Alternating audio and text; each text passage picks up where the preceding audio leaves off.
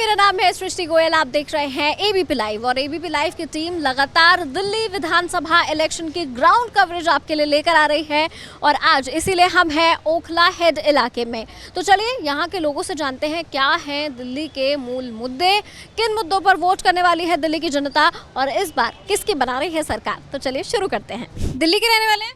जी बिल्कुल। क्या कर रहे हो अभी? अभी तो पढ़ाई चल रही है। पढ़ाई चल रही है। हाँ, तो ये बताओ कि दिल्ली चुनाव में अब की बार किसका पलड़ा भारी लग रहा है, कौन जीतता हुआ लग रहा है? पलड़ा भारी तो मेरे हिसाब से कि केजरीवाल ही आएगा। इस बार आम आदमी पार्टी की वापस से जीत होने वाली है मेरे हिसाब से। इस बार वापस से जीत होने वाली है।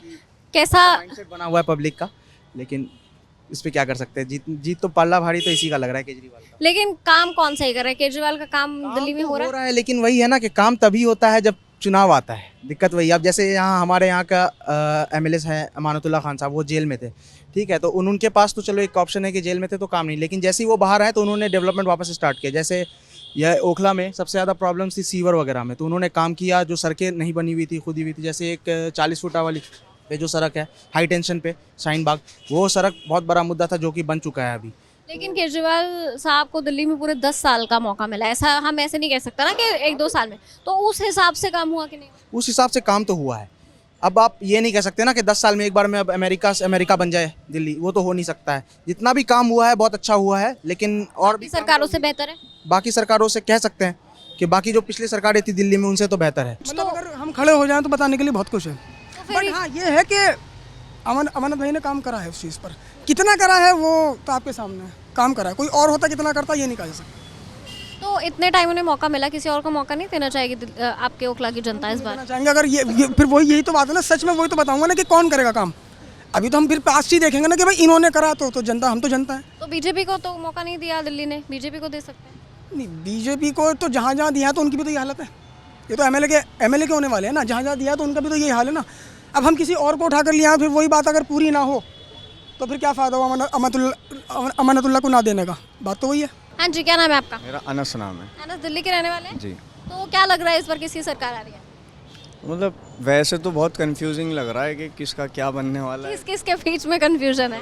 कंफ्यूजन आम आदमी और बीजेपी के बीच में ही कंफ्यूजन चल रही है बेसिकली, किसकी बनेगी। किसको मौका मिलना चाहिए आपके आसपास देख के, क्या लगता है?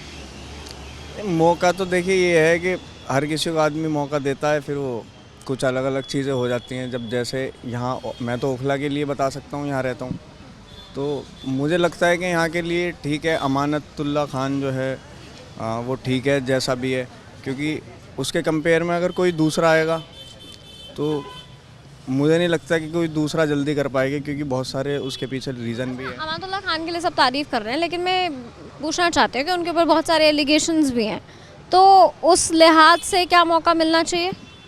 नहीं देखिए, एलिगेशंस हैं, लेकिन जितना आई थिंक मुझे पता है, सुना है मैंने, तो एलिगेशंस हैं, सिर्फ वो अभी साबित नहीं हुए। तो वो तो एक इंडिविजुअली एक अलग मैटर है वो गवर्नमेंट का और उनका जो भी उन पर एलिगेशन है। लेकिन एज अ मेरे पॉइंट ऑफ व्यू से, मतलब एक आम आदमी के पॉइंट ऑफ व्यू से, यहाँ पे जो चीज़ें हैं काफ़ी डिले रहती हैं। एक तो पहले ही अब ये भी कह सकते हैं कि 2-2.5 साल के टाइम के लिए अमानत जेल में था, तो अब उनकी पार्टी के लोग इस बात को बनाते हैं, यहाँ बोलते हैं कि भाई वो जेल में है तो काम नहीं हो पा रहा है।